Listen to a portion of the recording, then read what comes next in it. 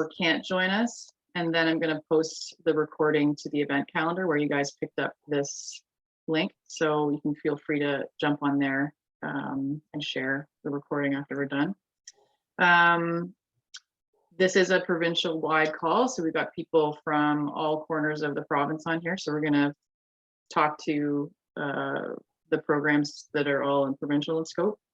We're absolutely welcoming questions. We're just going to get through the presentation and then we can take questions. Hopefully there's time, but also feel free to drop your questions in the chat. And if we can't address them during tonight's presentation, which is an hour, we'll certainly address it afterwards.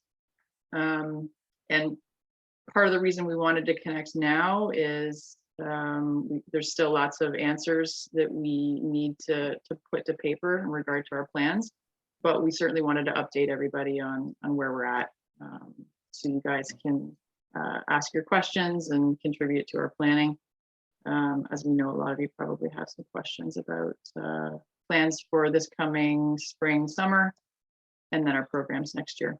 So appreciate your time, and we'll get rolling.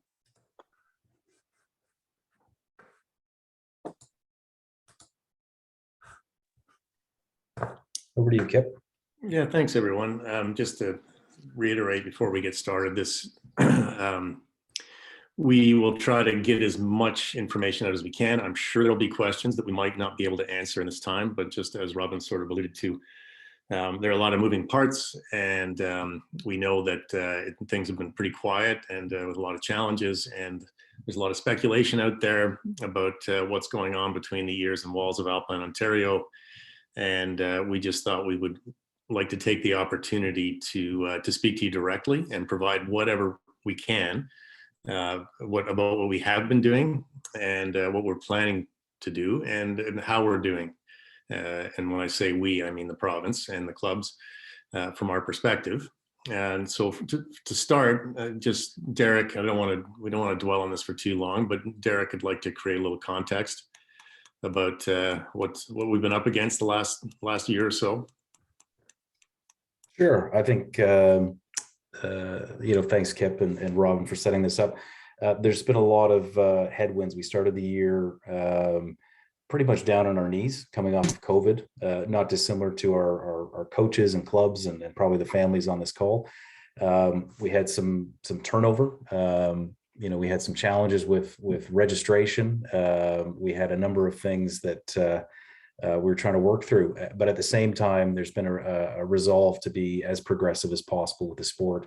It comes down to bandwidth, comes down to focus. We decided as a group, we really wanted to do as much as we could for the community to grow the sport, focus on talent, bring athletes along on that pathway, but at the same time, not spread ourselves too thin. So when you see this presentation tonight, I think it's important to give that context to it, where we're focusing on priority kind of deliverables, projects, and opportunities, while at the same time trying to push the envelope and be as progressive against our mission. So there's going to be some things in here that are not as fleshed out as Robin said, but it's our priority to speak to the province, drive the sport forward, and more importantly, lead you on a journey where you can kind of get a sense of where we're going, not only in the coming season, but as part of our 5-year strat plan, to be as progressive as possible and to really lean in on Kip's leadership, as well as Robin's, in terms of what are we doing athletically or from a competition standpoint. So I'm going to turn it back over to Kip, and we can hit a few other points. You're going to hear from Kip, obviously Robin, and myself from time to time. And thanks again to everyone for joining, and certainly for putting your shoulder behind the ski community. Thanks, Derek. So this is our agenda, and we'll walk through one at a time. Go ahead, Robin, please. So, very briefly on this, the reality is that the bottom fell out last year. We're not the only ones, particularly in Ontario. Some provinces like Quebec saw a massive influx of funding for sport and high performance sport on a provincial level, and we didn't see that.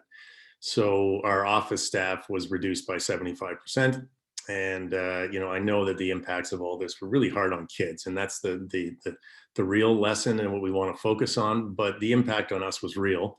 And so, you know, we've had a lot of work, more work, in spite of the fact that you know, ski hills weren't open and that sort of thing, like a considerable increase in challenges and work and red tape, with much fewer people. And so that's just a reality, and a lot fewer dollars. And that's, I think, all I'll say about that. But I want to move on to looking at, you know, what we have been able to do. And when I say, to the next slide, and, you know, our achievements, I really include the clubs in this because we have a partnered approach. And I would really, you know, need to say that the clubs have been fantastic and resilient through all these challenges. Not long ago, a parent of a U16 athlete said to me that Alpine Ontario has done nothing for the kids in the last 3 years. And that's a really strong statement. So it gave me pause, and I reflected, and I reached out to, you know, my provincial colleagues and, for example, BC, and I said, in a normal year, you know, never mind COVID, how many provincially led projects does BC Alpine do? And his answer was one. They do a speed camp at Kimberley, and the rest is left to the clubs. And so I started thinking about what have we done in the last couple of years. And, you know, we've had camps at, you know, through COVID last year, at Pano and at Norquay. We had a summer camp in Sauce Fe. We had a fall camp in Hintertux with 28 kids. Both summers, we had conditioning camps for U16s through Active Life. We had conditioning programs. We had online conditioning, which, you know, I think we can all agree that's run its course, but at the time it served a purpose the last 2 years. We had pretty massive education opportunities, and we had some help in sourcing these things. But for example, a 4-part session with Dr. Peter Jensen, who's a leading psychologist. We had Michaela Schifrin's coach, Jeff Lackey, speak with the athletes. I made presentations myself. Johnny Davidson, who coaches the Norwegian World Cup team, spoke. Dr. Tracy Valancourt spoke about mental health. We had sessions on nutrition. We had the lead exercise physiologist from CSIO do a thing on conditioning. And it goes on, all for the athletes. So I think that, well, I'm missing a big one. We held races last year, and we were the only province to do so, particularly for U14 and 16. And this, I really have to, again, give a shout out to the clubs, but it was a massive undertaking that involved lawyers and our board of directors and, regional health boards. And so I think it's just important context. I really do believe we've done a lot, and it's been a challenge. And what I have noticed, though, is that when I go to the U14 races and I go to the U16 races, I look at the depth. And this is not just those athletes that have been at like U16 AOA run camps, but other kids too. I would say the quality of our athletes is, in spite of all of our challenges, quite strong. And if I look at, we started this U16 HP thing about 4 years ago. And when I look at the FIS rankings by age and younger, starting at 2003, which was the second year of the program, 2003, 4, 5, male and female, Ontario has athletes ranked in the top 3 and often first in each discipline and each age group. When I look at the kids that are, we still will see what happens at the U16 nationals and the U14 Can-Ams and so on.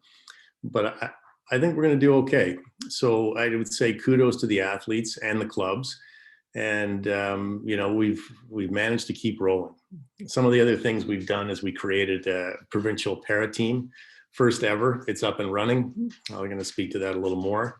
We were given support by the Ontario High Performance Sport Initiative. We submitted our plan. They need a lot of information. It's our sports science plan. These are things that run behind the scenes and some of our policies and procedures. And they have given us $95,000 a year this year and for next year in support of our programming. 60 programs apply, and we were one of 20 that were awarded that. And it has a lot to do with, in spite of the shortfalls that are continuing, because the results of COVID last year and the financial impact didn't end when the season started. It's allowed us to keep going. And we also received a $20,000 per year grant that's going to support our new Devo team. So we did pretty well there. And we've also been working behind the scenes with Alpine Canada, the Sports Institute, and our provincial partners and OPSI to develop some forward-thinking plans, which I'll talk to you a little bit about. And the next slide, please. So for a little bit of context, Alpine Canada is in the process of creating the National Excel program. And you're probably wondering what this has to do with your U14 and U16 athletes, but we'll get there to some more details in a minute and plans. But what it is they traditionally have run programs at the national level. Apart from the U16 Rising Stars camp, it would start with a Devo team, which is 19, 20, 21-year-old athletes, and it's a small number, and that costs a lot. And so they looked at their goals and objectives, and they decided to, instead of run that team, allow the provincial teams to continue operating the groups that will attend the World Junior Championships, but support through projects, levels U16, U18, U21, and provide resources, leadership, bring teams together. They're going to assign a head coach program director to this program. And the really interesting thing is it looks a lot like our high performance plan, but we did it first. And so our planning and our programs, U14, 16, 18 provincial team will closely mirror this, and we're working in cooperation with them. And we're largely often the first to partner with them and data collection and this sort of thing, because we're already doing it anyway, and we're using the same platforms. Next slide, please. One of the things they look at, and I want to just caution to everyone not to lose it, but one of the benchmarks they look at for Olympic and World Cup success is being ranked in the top 20 in your age and younger in the world by the time you're 20 years old.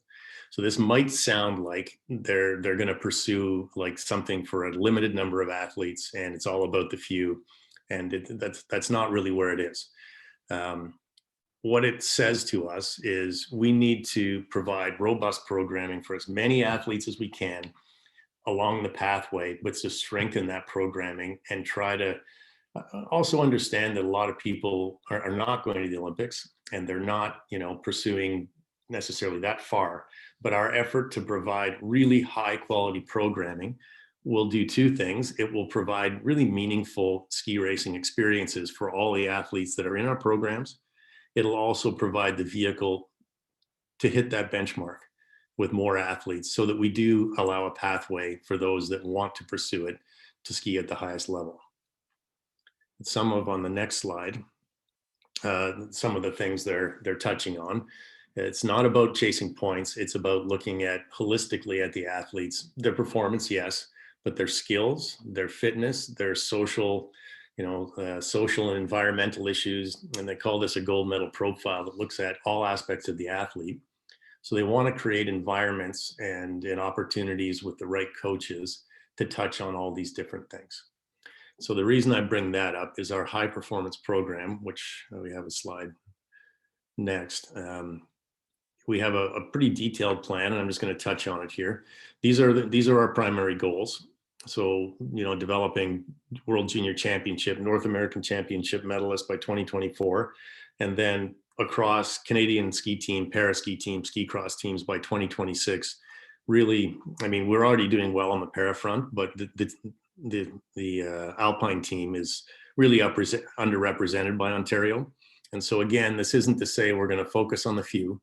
This is to say we're going to build our programming to reach this target. And the next slide, please.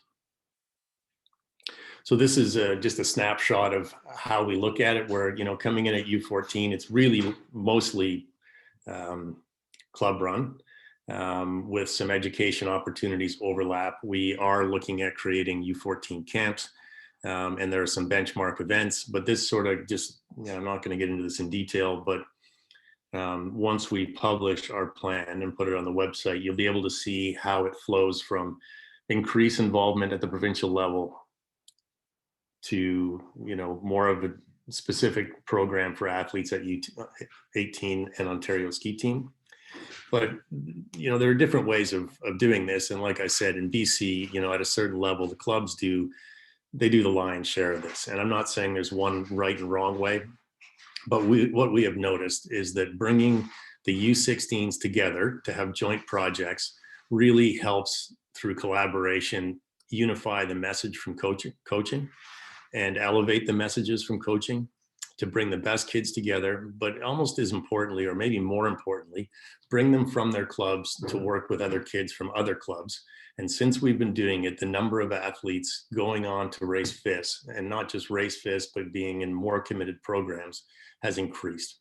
So that collaboration and cooperation between AOA and the various clubs is really working. And we've had a bit of a, you know, we got knocked off course this past year or two, but we're going to rebuild the capacity and, you know, and offer as much as we can. Go ahead, please. So before I get into a little bit more of the detail by age group, you know, our road ahead, we're really trying to align with the Alpine Canada and draft and win, as Derek often likes to say. We've updated our plan to reflect some of the things that have gone on in the last year. We want to increase the number of camps for an increased number of athletes. We're creating a development team at U18. And part of all this is, you know, once you get into that U21 provincial team level, it gets massively expensive, and we subsidize that a lot through various sources. So what we're going to do is make sure that that provincial team is really well resourced, but increase the athlete pool that's performing and tracking and progressing at a higher level from those athletes 2005 to, let's call it 2009 for now. But it is a long-term plan.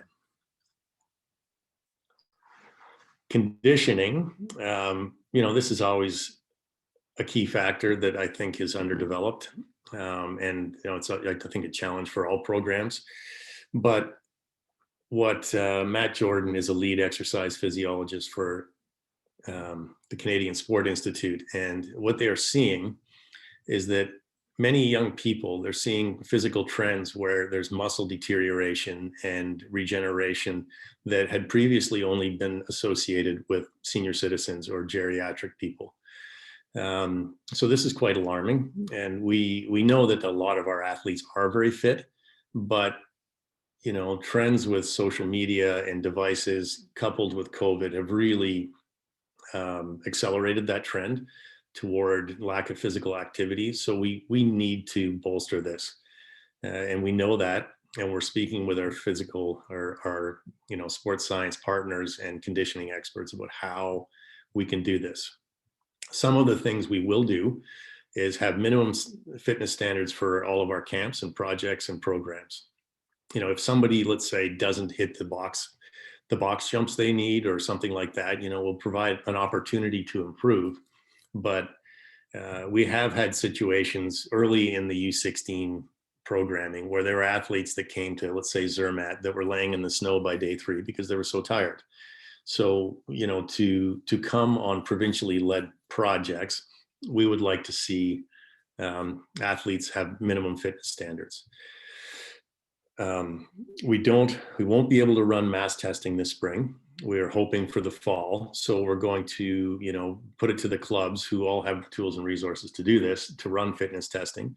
And where they can't, we can probably, at least in the Collingwood and Toronto areas, you know, work with some partners to provide environments where they can go and have the testing completed for them. And with fitness, you know, obviously the more training capacity they have, or their ability to train longer before they're tired, the more they can make use of on snow training. But it's also, skiing is difficult and there are forces associated with it. And a lot of times with young kids and developing athletes, it really isn't understanding. It's not their ability. It's not the coach. It is physically the strength to maintain the positions and resist forces to ski properly. So, and I can't stress enough how strong fitness affects their confidence and increases their confidence. So this is very important. And of course, health and wellness and injury prevention. So we are still working this out. We will not run online conditioning programs. We've heard loud and clear that people want to get outside, and we fully support that. We want to provide programs. The programs themselves will not be required to participate in our camps. The fitness testing standards will be, of course, but we're going to make them available. So if somebody has, a conditioning coach or their own program, and they don't need the program, great. But we want to make this widely available and facilitate it. We will be running fitness camps in Collingwood for U14 and U16 through Active Life Conditioning in the summer. So look for that. And interesting point at the bottom here, Alpine Canada, together with the provincial leads, have decided to have a skills competition and a fitness combine at U16 Nationals. This is new, but it's something that is done in other countries and leading countries. So together with slalom, giant slalom, and super G at the Nationals, there will be box jumps, pentajump, push-ups, and a core test. So it's really becoming inescapable. Kids need to be fit. U14 spring and summer. So, coming up, we have O-Cup finals, which will qualify athletes to Can-Am races and the Whistler Invitational. The Whistler Cup is canceled. And what they are doing is they are offering 10 spots for males, 10 spots for females at U14 level. If spots open up, like other provinces decline, or they find they can open more spots, they will do that. But it is not like past years where clubs go directly to Whistler. Please don't do that. We will be sending them our list of candidates after we complete the selection process or the O-Cup finals. We do want to run camps, but it seems like a lot of the clubs are running their own. So we're really trying to figure out when is the best time for U14s to do this. And as you probably are all aware, added to the list of, we don't just worry about snow conditions and the cost of flights anymore. Then there was the pandemic, and now we have the threat of World War III to add to our list of concerns about what drives our decision making. But we will look hard at it, and extremely likely we will be running AOA led and club supported at least one camp this summer for U14. U16, so the O-Cup finals coming up, and we know that's been stable commodity, the U16 Nationals for some time. The Eastern finals were canceled. We knew that. So we knew that Whistler might be a possibility, and we were invited to the Alberta Provincial Championships. While we were waiting for Whistler to decide what they were doing, because initially it was not open to invitation, it was going to be an internal provincially run thing. The Alberta made known what they were offering. It wasn't just an Alpine Ontario decision. We've been having meetings with U14 and U16 coach leads for about 3 weeks. The decision was made to make the tier 2 available to athletes to go to Alberta. So that's 20 males and 20 females. That will be an AOA run project. We're working on lodging and the budget right now. They did not have a race notice out as of yesterday, but we're working on it. And then tier 3, we have 10 spots available for the Whistler Invitational.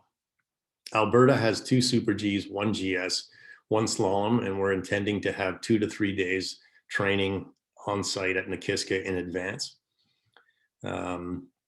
Whistler, I believe, is a slalom, a GS, and a skills competition. So that is that. We will be having a U16 HP camp in April. That will be by invitation for those athletes that are, it'll be with the Ontario ski team and the Ontario development team. So qualifying graduating athletes that are going into FIS will be part of the D team camp. and U16 athletes coming out of their first year U16 and graduating U14s would go to the U16 camp, but it will all be at the same place, staying at the same place at the same time. And we're planning camps in August and October. You know, I don't hold me to this, but we want to get as many athletes on snow as possible, and we're toying with how best to do this. One good solution might be to have first year U16s, August 1 to 15, for example, you know, 10, 12 boys and 10, 12 girls, the 1st of August to the 15th, and the second years would follow. Just challenges with summer school and pressures, you know, and the different times from around the province that people finish school really make a late June, early July camp a bit of a challenge. So that's what's driving our thinking there. And October, we would likely move to Austria to run a similar program. And there are a lot of questions about FIS teams. We're going to talk a little bit about the Ontario Devo team because it's a new program, but the SOD ski team we know is a valued in the Southern Ontario region team. And so these are some of the FIS programs that are available. The Southern Ontario team, the National Capital, National Ski Academy, Craigleith runs a robust FIS program. So does Glacier, TB Fast out of LSDA. And I've also noticed at our FIS races, a lot of clubs supporting individual athletes that are racing at the FIS level. I've seen Caledon, Alpine, Camp Fortune, I believe Calabogie, Searchmont ski runners have some FIS athletes. So it's widely available. But the Ontario D team, which is with the next slide, the reason we're doing this is because there are multiple reasons. But as I said, we have high performing athletes that come from the clubs and have been part of our programs in a lot of areas. They're at Burke, GMVS, the Southern Ontario team, Craigleith, you know, and NCO. They're all over the place, and that's fantastic. What we feel is important is to offer a high performance program in Ontario that is coupled with academic support. And I'm going to get to the academic support thing in a second. But we really want to keep the highest performing athletes streaming together. It is not to say that athletes can't stay in another program and still qualify for the Ontario team. They certainly can. And I also want to point out that I was the Ontario ski team head coach, first women, then men, from 2000 to 2007 before I went with the national team. And we started a D team in 2001. And it was enormously successful. You know, after a year or two, we were graduating athletes to the national ski team every year, and almost anyone that wanted to from those teams. And, you know, over the span of 2-3 years, we had 15 athletes, you know, getting tier 1 NCAA scholarships to ski race. So I know there's some recent history where taking younger athletes in might not have worked. But the difference with this is we're not putting these athletes on the Ontario team. We're putting them on the development team, which reflects the fact that they're in grade 11 and 12, and they have different needs, a different program. They're developing at a different rate. They might not be ready for NORAM. They have to go to school. So this program is tailored to that level. Next slide, please. The Ontario ski team, you know, this I think is way down the road for a lot of you, but this is a not fully funded, but it is heavily funded program that is aimed at NORAM and World Junior Championship competition. They also do FIS racing, but this is a full-time year-round program. And that's why we've sort of tweaked the programming to focus at U21, primarily for athletes that are graduated from high school. And down there you see, you know, our main goal is to graduate athletes to the now Canadian ski team with the skill to go on and do great things. But in that pursuit, you know, not all athletes will do that, but in that pursuit, they did develop a lot of skills, and a lot of them choose to go the NCAA route. And what I'll say about that is it's a great thing to do, but it probably takes 4 years of FIS for male athletes and at least 3 years of FIS for female athletes. Not in all cases, but in most cases, if you want to go that route, particularly the better schools where if you still want to pursue ski racing while you pursue your education, their standards for acceptance are close to the national team level. So you need to allow, if you're looking down the road at that sort of option, you need to allow enough time. And the other thing about NCAA schools is they don't offer summer programming for athletics.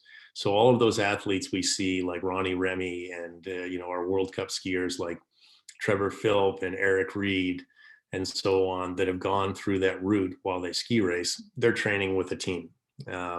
And so we have always, and we will continue to do this, athletes that go to NCAA are still welcome to train with the Ontario ski team and we provide fitness programming, testing, and they often come to races with us, like NORAMs. A lot of our best senior athletes that are at UVM or Plymouth or wherever they are continue to interact with the Ontario ski team and be supported by Alpine Ontario. OPAST, this is a new program. We've always had success with para, but it was not a stable commodity. So we've created a provincial ski team. They are in the same uniforms as the rest of the athletes. We have a seasonal coach. We're working on doing more with that. Over 50% of CPAS projects are from Ontario. And as a result, Alpine Canada really supports this, but we needed this step. We've had a lot of challenges in the last 2 years with recruitment and development opportunities, just because of access to, difficulty traveling, which is more pronounced with many para athletes, and access to venues, but we're working on it. We have 4 athletes right now in Beijing, for reference, from Ontario: Mac Marcoux, Michaela Gosselin, who's Kevin's daughter, Katie Combaluzier, and Tristan Rogers. So look for them. But we're really excited about this program. So academic support, and we're really proud of this, although it hasn't started yet, but the initiative. We've long understood that one of the most challenging things, especially as academic standards for university entrance become more difficult, that grade 11 and 12 is a real challenge for athletes and ski racers that are trying to pursue ski racing at a high level. Now, many athletes are able to do this and do well through the school they are in. I want to be clear about that. And I cannot remember any athletes that didn't get into a program, like coming from the Ontario team, that didn't get to go where they wanted to go. Last year we had athletes go to Boston College, some went to McGill, someone was accepted to Queen's Commerce. A few this year have applied to NCAA schools and meet the acceptance or the academic requirements, and will likely qualify for their athletic programs as well. However, we really feel that it's important that we do something. So together with Kevin, we went to the Simcoe Muskoka District School Board, and with a proposal, and we cooperated on this. So what we've arrived at is essentially what they call the OHL model. It applies for now to grade 11 and 12 athletes for both online and in-class learning. And the school would be Our Lady of the Bay. And you do not need to be Catholic to go there. And basically, it's free because it's the public school system. For anyone that actually is accepted into the program and goes there, they'll be assigned an academic advisor. There are some gray areas because it's new, but they understand and they have seen, what a schedule looks like for U18 athletes, and they have agreed to support it. We can create online classes we need 15 people in a class, like Kevin has been doing with the summer school program, which we'll get to in a sec. But eligibility is the way we're going to do it is through a simple application process that goes to Alpine Ontario with the athlete's short and long-term goals, their most recent fitness testing results, the program they're with, and their plan. because this is, we want to, you do not need to be on the development team to do this. This is available to any athlete that meets the criteria that lives in that lives in that area. And the online learning, I believe, can be done even if you don't, but we'll have to see about that. But one of the models that we're basing on is a cycling academy from London. But that program is not available to anyone with a bike and happens to cycle race. It's for athletes that need support because they're trying to pursue high performance athletics in their sport, and they miss time at school and they need help. So yeah, I think this should be widely available, but not necessarily available to anyone just at ski races. And we will have opened the application process within the next month. And then we offer summer school programs, credits, which Kevin and Melissa Wheatcroft have been doing for the last 2 years. And maybe I'll let Kevin speak to that a little bit, because that's been quite popular and I think productive.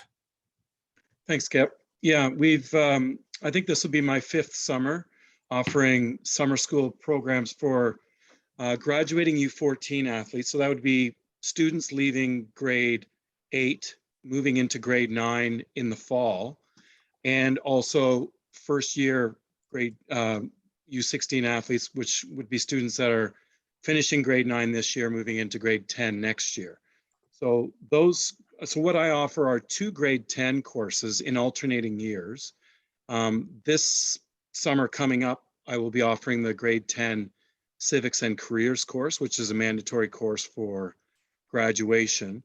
And then the following year, the year I just taught this past summer, I was teaching the grade 10 academic history course, which also is a requirement for graduation.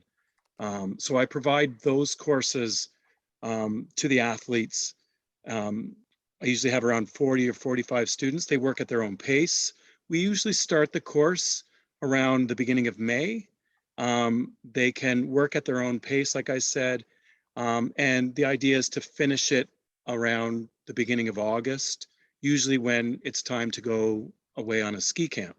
So they can pace themselves a little bit. I pace them through it, but they also can pace themselves if they can't get started in May and they need to wait till maybe their school is completed. That's manageable. And the idea is, a lot of students in the past have taken summer courses, but it's pretty condensed and they have to do it all within 1 month. I give them a little bit more flexibility by providing them to pace themselves a little more and offer the opportunity to still get that summer school credit with a little less pressure. And then for the second year, let me clarify this. The first year FIS athletes, the students graduating U16, those moving into grade 11, a colleague of mine, like Kip mentioned, Melissa Wheatcroft, offers the same program for grade 12 courses. So she flips back and forth between the grade 12 recreation and leadership program, which she will be offering this year. And I can give you more information about that if there's parents or students looking to take that course. And then as well, offering in the following year, when they move into grade 12, the plan with that would be then to offer the grade 12 university level kinesiology course. So ideally, if an athlete, and I know a number of these athletes are already in the program and they've been doing this, a lot of them will take 2 courses while they're in U16, and then 2 courses when they enter grade 11, and taking 2 grade 12 courses and 2 grade 10 courses in the summer, which knocks off 4 credits, which alleviates a lot of the pressure in those years when it starts to get a little busier with ski racing, where they have the opportunity to take those extra summer courses and alleviate some of the pressure in grade 11s and especially in grade 12 when it comes to being able to get the credits while they're pursuing ski racing at a higher level. Awesome. Thanks, Kevin. My pleasure. And so as we move into, spring of 2020, we have a lot of exciting stuff coming up, don't get me wrong. But what you can expect moving through the summer, fall into next year is I would like to say more stable calendaring, which should become easier. And even though COVID has lifted, we had some blips there with things shutting down and opening back up and whatnot. But we will continue to do the things that we have done this year and have historically done. A big gap is speed projects to allow athletes to be introduced and have speed experience. And these things existed this year, but I believe we can do it better. For U14s and even U16s, but particularly U14s, you know, there are definitely good options in Ontario, you know, like Searchmont and Calabogie, and you know, even in the Collingwood area as well, and Thunder Bay. So we can probably cover it that way. But U16 and U18, we need to consider looking out of province. I know that Quebec has is interested in doing something jointly in Quebec. There are opportunities out west. I think that doing something in season is not a bad idea. It's just we need to position it with all of the other demands of all the races that that are going on. But it is definitely something we know has been a gap, and then we know that we can do better. So you can look for that as well.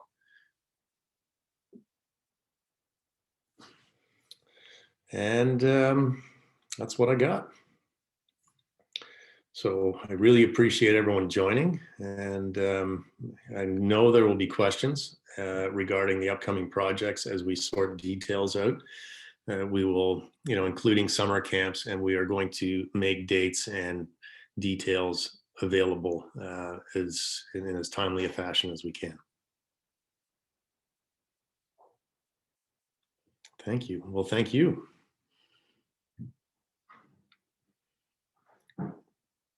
Robin, Derek, Kevin, anything to add? Project cost, absolutely. Nothing to add from my side, but happy to take any questions if anyone wants to ask any questions.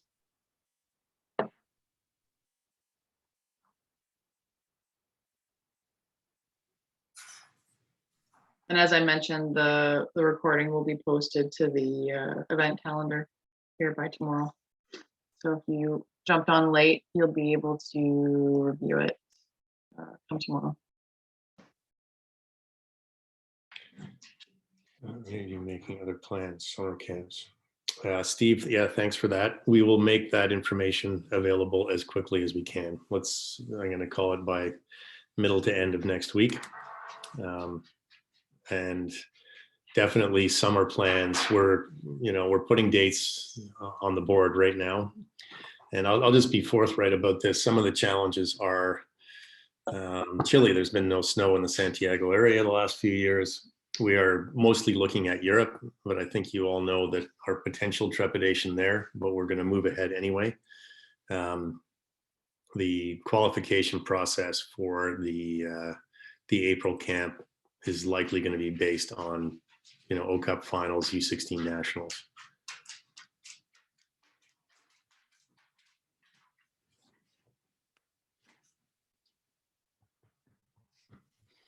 Okay. Just to add one thing regarding the education side of things, I know with most students, they're at that time of the year, the ones that are already in high school, where option sheets are being considered. So this is the week or two that usually making decisions about next year's courses are happening. So we just wanted to make sure we got out at this time, so that if people are interested in pursuing any of these programs, that they would, be able to offer that, be able to make that call or start to consider that with respect to their program that they're considering for next year. Thanks, Kevin.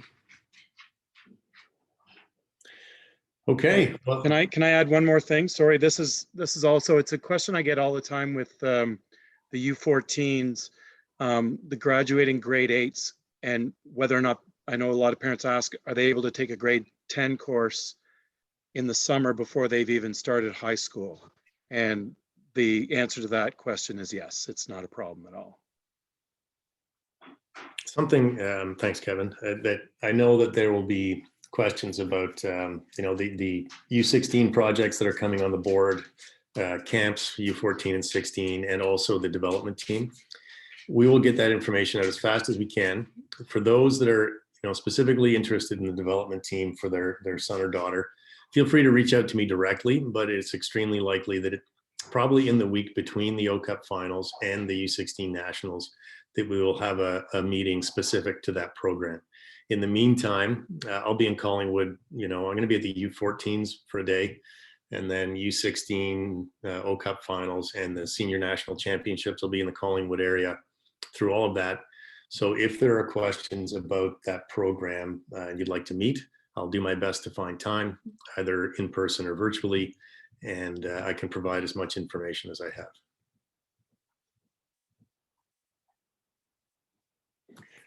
Great.